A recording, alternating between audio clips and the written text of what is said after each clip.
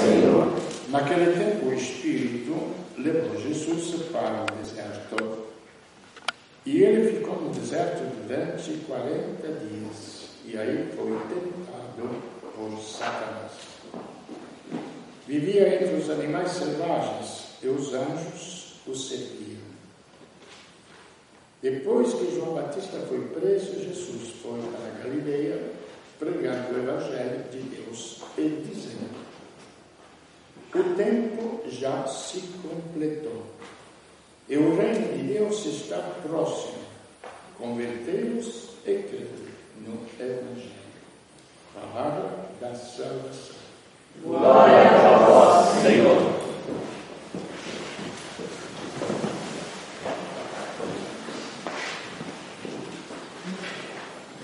Esta bendita palavra, o reino dos céus, ou o reino de Deus, o que ele vem a dizer? E anunciar o Evangelho. A espera, se vocês veem na televisão, todo mundo quer um mundo de paz, um mundo de alegria, um mundo com saúde para todos. Se não tivesse doenças, seria até melhor. Aí os políticos não têm que construir hospitais, não é? Aí o mundo sem doenças. Nenhum político se atreve a prometer um mundo sem morte. Não está ao alcance, uma mentira muito grande seria. Mas, mais ou menos. E pregando o reino de Deus aqui sobre a terra. Mas é como se você pregasse a saúde sem ter hospitais, sem ter remédios. Vai poder sarar a saúde? A doença? Não. Então, quando Jesus fala o reino de Deus está próximo, o remédio que sara os males da humanidade está próximo. Porque o remédio é Ele. Ainda não tinha-se porque é próximo. Porque ainda ele não tinha estabelecido a comunhão com a humanidade toda, que será estabelecida somente no momento da cruz. E no momento da cruz, quando o sangue de Deus, a vida de Deus, se enxerta na vida da humanidade. Por isso que eu sempre falei para vocês, a gente se prepara para festejar a Páscoa, o acontecimento máximo de toda a humanidade, quando a vida vence a morte e Cristo sai vivo do sepulcro, e Ele carregou consigo as nossas culpas e carregou consigo os nossos males. Então ele destrói todos estes males. Mas primeiro, a humanidade, pelo que me parece, examina e faz pesquisas biológicas sobre o genoma, não quero falar besteiras médicas, sobre as raízes das nossas doenças físicas no corpo, não é?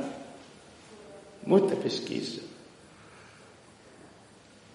Mas não faz pesquisa, é impressionante, sobre as raízes dos males morais.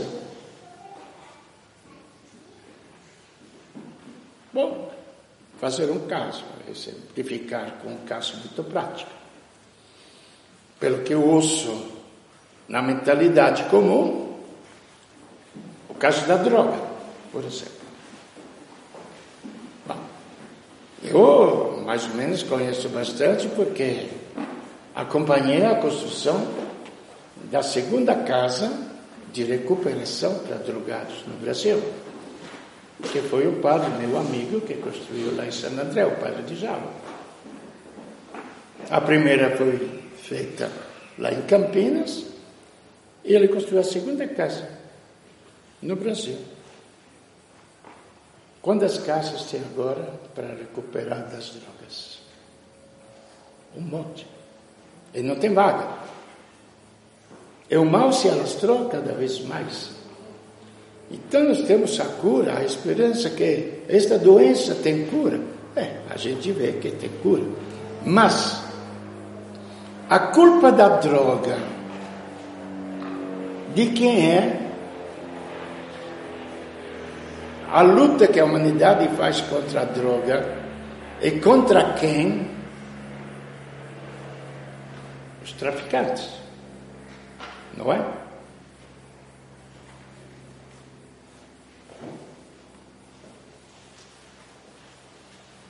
Eles não são culpados da expansão do uso da droga no mundo. Eles são safados. E como médico, não é ele que cria a doença. Ele é safado, desumano, se aproveita da doença para ganhar dinheiro.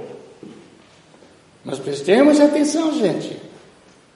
São coisas sérias, para vocês verem como o foco das coisas não temos coragem de enfrentar. Mas não é o médico que criou a doença. Então, como não são os traficantes que estão provocando o uso da droga, é o coração do homem que criou o vazio cada vez mais. Quisemos fazer uma sociedade de consumo.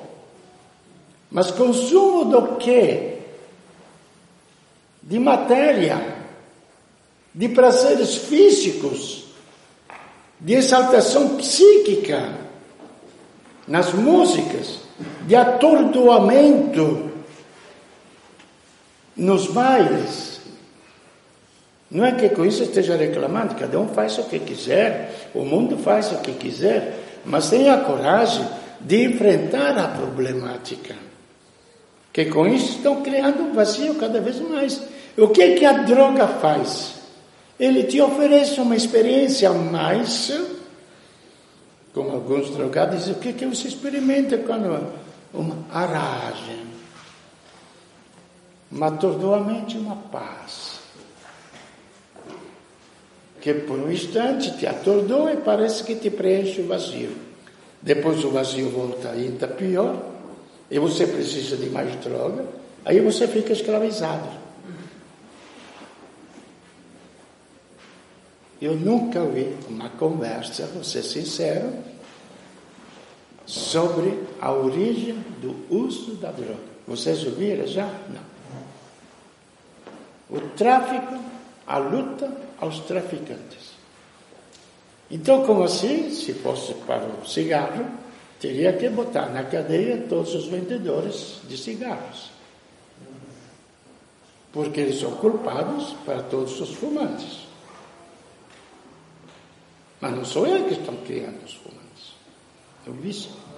E assim também para todas as outras doenças no mundo. Por quê? O coração do homem quer o quê? Poder, prazer,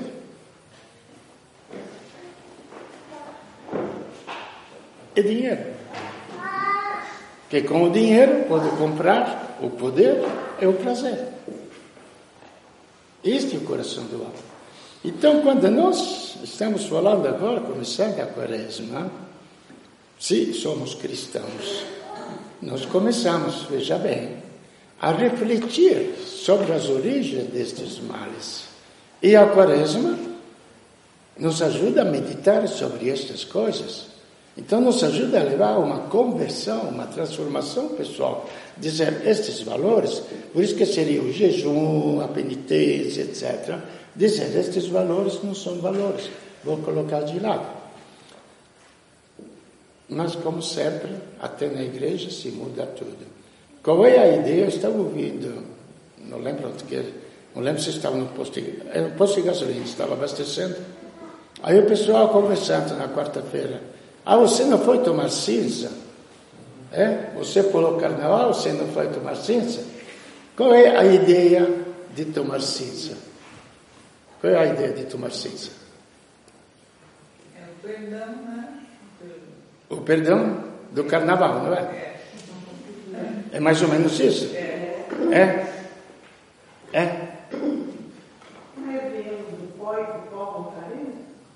Aí que está. É uma meditação a ciência. Quando coloca a ciência na cabeça, não perdoa nada. Aqui fala até para o batismo, não é para limpar a imundícia do corpo, mas para dar uma boa consciência das coisas. Não tem nada a ver. Por um acaso juntou o carnaval com a quaresma. A quaresma existia independentemente do carnaval. É uma meditação. Lembre-te, homem, que tu és pó, em toda a cinza. Em pó voltarás. Então é uma meditação, uma consciência daquilo que nós somos. Quem de nós gosta de meditar que vai voltar em pó?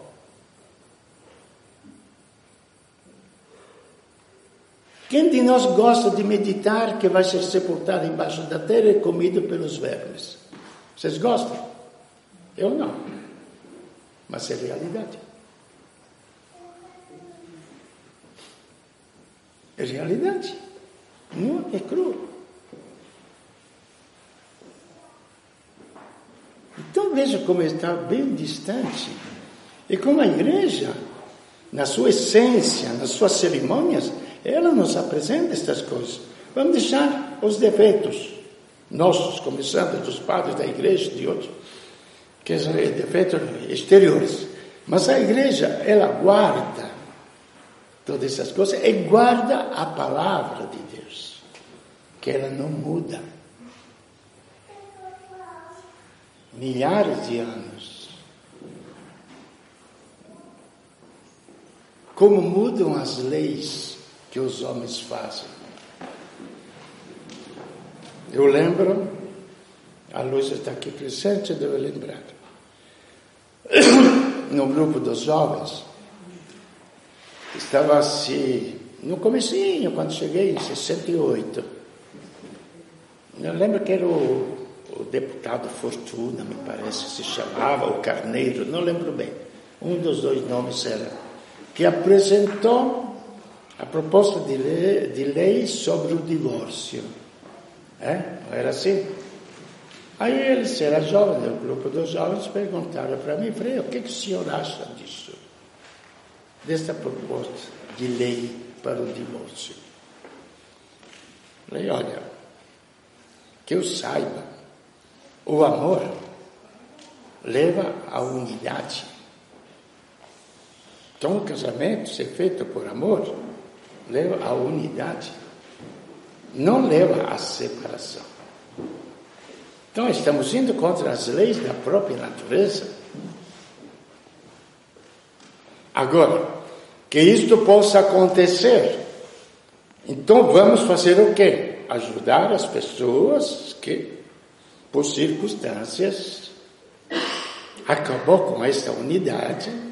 Tanto que quando eu faço o casamento, acho que sempre lembro.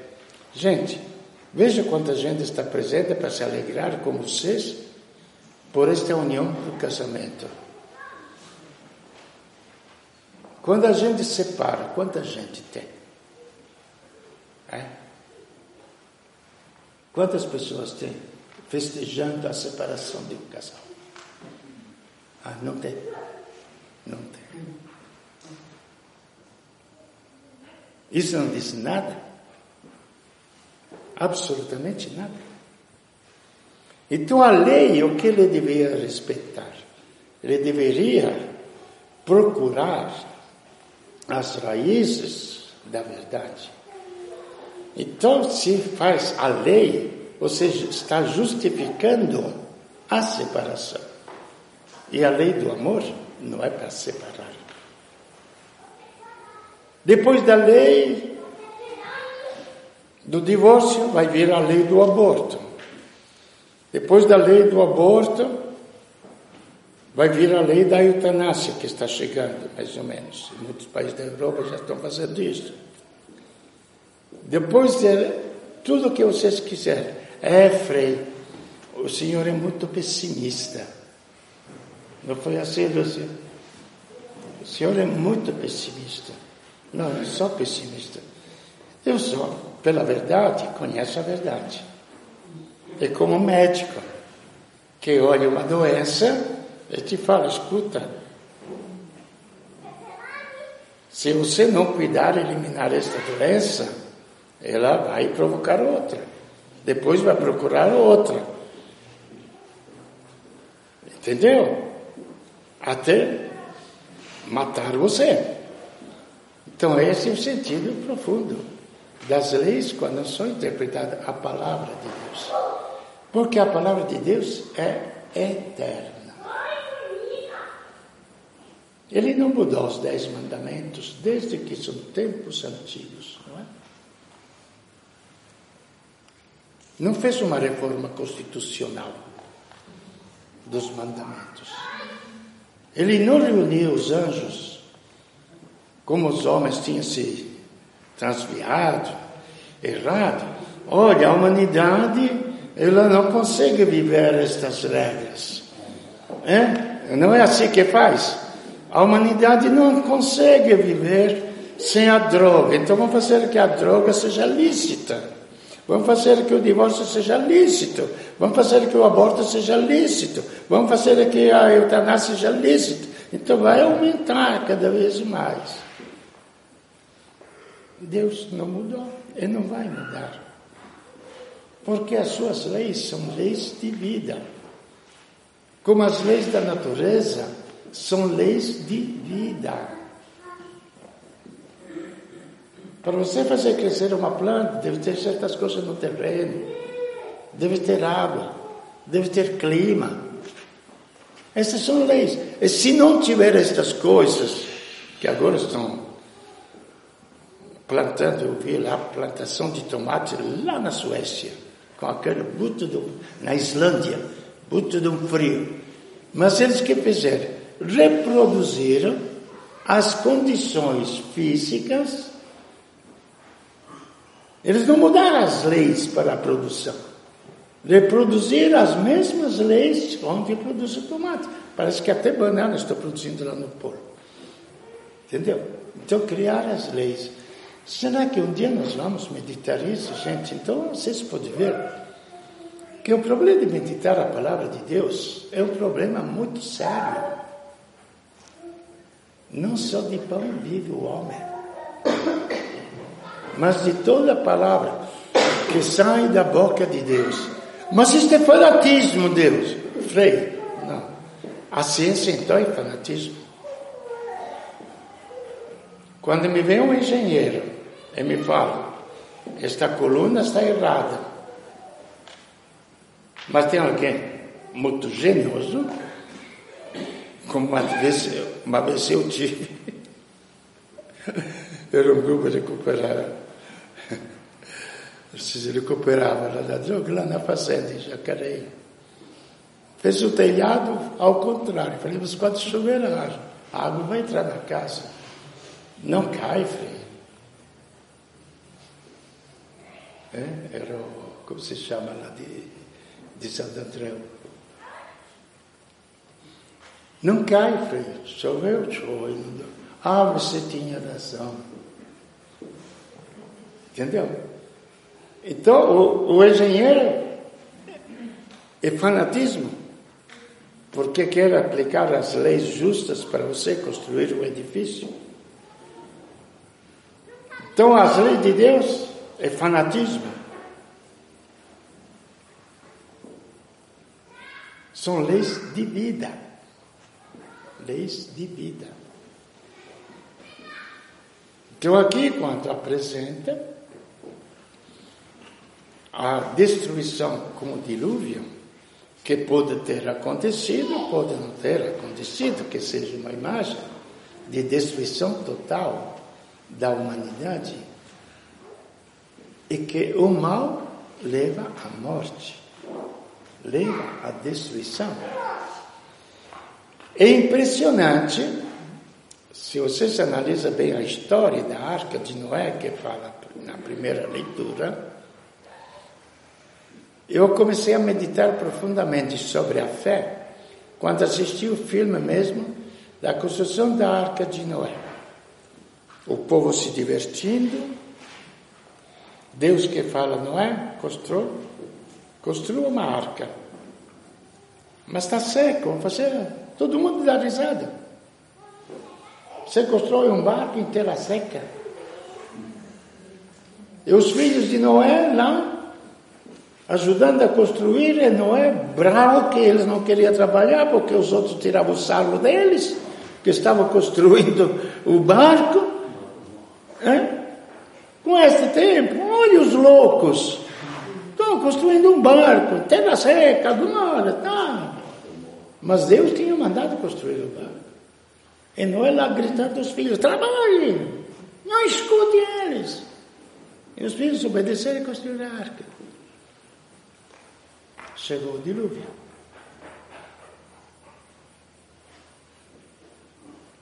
Noé acreditou.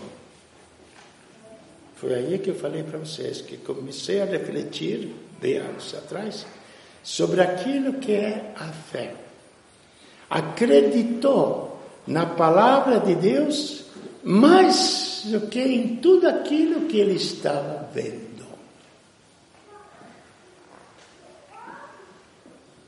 É um pouco difícil. A moda pega. A maneira de pensar de todo mundo pega. Acompanhar a verdade, você tem que se impor com a sua personalidade, com a sua escolha de vida. Então, a escolha da fé na palavra de Deus é uma escolha estritamente pessoal. Não é simplesmente um ritualismo de eu frequentar a igreja ou as cerimônias da igreja. E primeiro é conhecer a palavra de Deus. Depois de conhecer a palavra de Deus, aqui que virá toda a quaresma, conhecer quem vive esta palavra e quem é esta palavra, que é a pessoa de Cristo. Que aos próprios apóstolos, estou isso adiantando, que teremos todos 40 dias para meditar sobre isto. Entende? Então, aqui fala uma parte que o demônio levou Jesus no deserto. Quer dizer, ele se retirou no deserto. E no deserto, é deserto. Você não tem nada.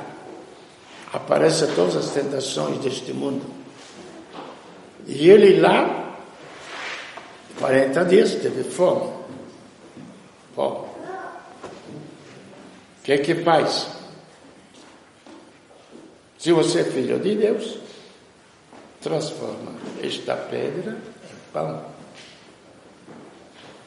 O materialismo.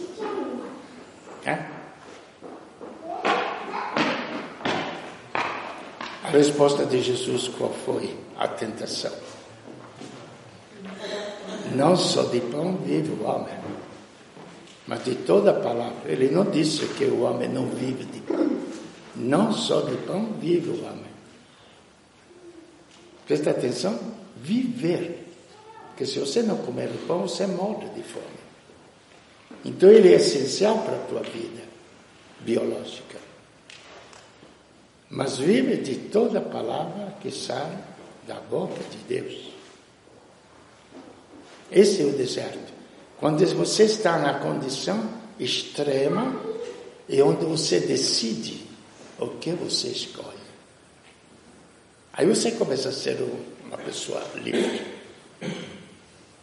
Entendeu? Depois você vai levar ele em cima do templo, na torre. Se jogue.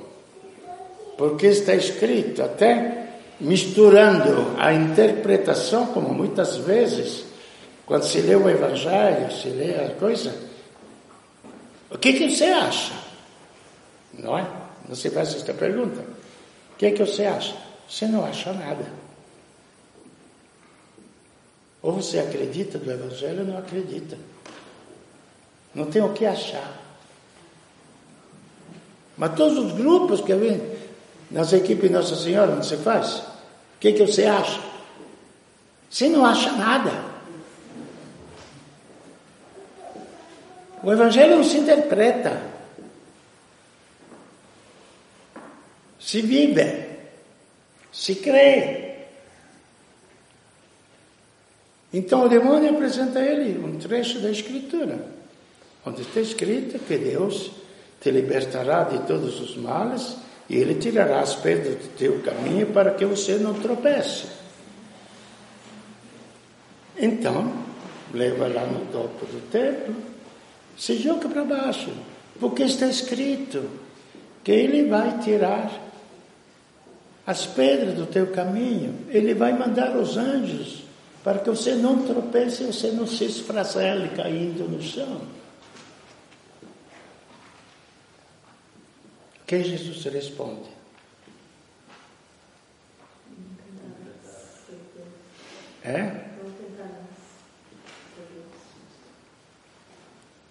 Não tentarás. Interpretação errada da palavra de Deus. Não tentarás. Por quê? Antes da fé, Deus me deu o bom senso.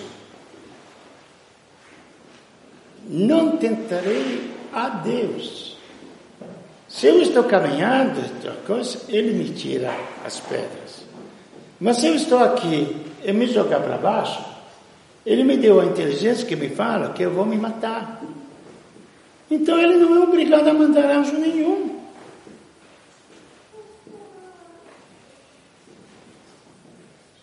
É tentar a Deus. Compreende? E depois a última tentação do coração do homem, o poder. O que é que não se faz por causa do poder? Por que a política não funciona? Você sabe? Não? Porque o Deus dos políticos, de quem chega a política, a não ser um ou outro, aí uma escolha, é o voto. Porque o voto te dá o poder. Agora que inventaram a democracia, que a democracia não é um conviver social harmonioso. Que a democracia é isto, é conviver social harmonioso. Não é o número de votos que decide. Mas como o voto me dá o poder, eu faço de tudo somente para ter os votos. Aí se dá.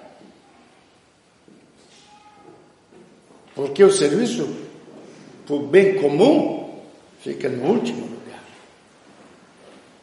Faço tudo para obter os votos. Então, é o poder. E por que fácil se perder? Porque nem todos nós chegamos lá. E aquilo lá pode dar na cabeça. É o meu amigo, um freio, que foi meu noviço, muito inteligentemente explicou que no ditado popular a ocasião faz o homem ladrão, não é? Não é assim o ditado popular. E ele falou, Frei, não é assim não. A ocasião revela o ladrão que está em você. Você não pode dizer que o Senhor rouba. Mas quando tiver a ocasião, se você é um ladrão, ela te revela que é ladrão. Porque ser um ladrão já está dentro de nós. Que se eu não estiver interessado, não tiver aqui, o dinheiro não for valor para mim, eu não sou tentado pelo dinheiro. Entendeu? E aí, o que acontece? Dá o poder, eu te darei tudo isso aqui. E mostrou o Império Romano no auge, esplendoroso. Eu que vivi no meio das ruínas de Roma, dizia um poeta, Roma, você é tão grande nas suas ruínas, imagina quando estava no seu esplendor, o que você não devia ser. Então mostrou o Império Romano. Eu te darei tudo isso aqui, tudo me pertence. Só uma coisa te peço, para você me adorar. Adorar a fonte do mal, que é o demônio. E Jesus responde, adorarás somente a Deus. Esta é a lei da vida. E depois ele conclui, em outra parte, que já outras vezes eu falei para vocês, até assustaram, que eu falei, só tem 2 pecados no mundo. A gente faz uma lista de um monte de pecadinhos, não é? Só tem 2 pecados. Primeiro pecado que o meu povo cometeu foi, deixou a mim fonte de água viva. Então, o primeiro pecado, não colocar Deus como centro da vida, fonte para a vida. E como isto não basta, cavocou para si poços que não retém as águas. Aí nós criamos as ilusões da vida, que pode ser o dinheiro, que pode ser o prazer, que pode ser a comida, que pode ser isto, pode ser aquilo, pode ser... Nós criamos tudo isto aqui para dar um sentido à nossa vida. Então, 2 pecados. A consequência de todos os erros da humanidade é porque deixamos a Deus fonte de água viva. Então, essa é a meditação que se apresenta na Quaresma. E me diga vocês, se isto é pouco para frequentar uma igreja e ler a palavra de Deus. O mundo não tem isto. A escola de psicologia não tem isto. A escola de psiquiatria não tem isto. Freud não tem isto.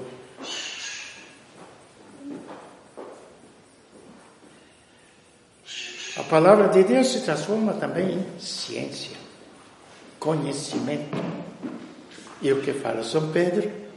O batismo não serve para lavar o corpo, mas serve para te dar uma boa consciência. A consciência daquilo que é bom, aquilo que está errado. A consciência daquilo que é verdadeiro, aquilo que é falso. E ter esta boa consciência, gente, não é pouca coisa. É como ter a ciência para as crianças, quando se educam, não coma isto porque é caca, não é? Não é? Vocês pais não falavam isso? Não coma isto porque é caca, te faz mal. Ensina os filhos a comer a comida justa para que alimente. A consciência que os animais têm para se alimentar, eu sempre fico abismado, como é que os animais têm consciência daquilo que faz bem para a alimentação deles. Já está no DNA da sua própria natureza. E o homem, já que nos consideramos os seres humanos o topo da criação com inteligência, devemos ter consciência entre aquilo que é bom e aquilo que é mal. Aquilo que provoca a vida, aquilo que provoca a morte. E terminando, esta é a vida eterna, o máximo da consciência humana que possa chegar, que conheçam a Ti, ó Pai, e aquele que enviaste, Jesus Cristo. Conhecer. O que quer dizer? A palavra conhecer, na Bíblia, quer dizer entrar em comunhão. O relacionamento sexual, se usa a palavra conhecer, entrar em comunhão física. Adão conheceu Eva e gerou. Entrando em comunhão física, se gerou a vida. Como Deus não tem corpo, para nós conhecer e entrar em comunhão com Deus gera a vida e vida eterna.